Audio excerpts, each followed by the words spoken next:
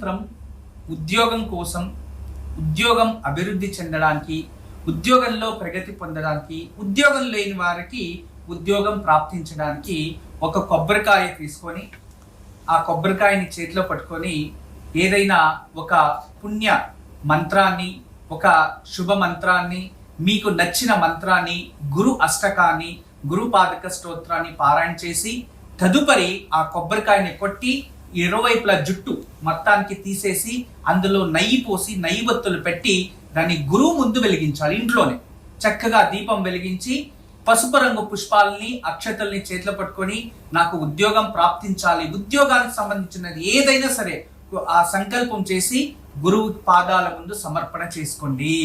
ఖచ్చితంగా మీ సంకల్పం సిద్ధిస్తుంది, ఉద్యోగ రీత్యా సక్సెస్ పొందుతారు. బ్రహ్మోస్మి. అందరికీ నమస్కారం.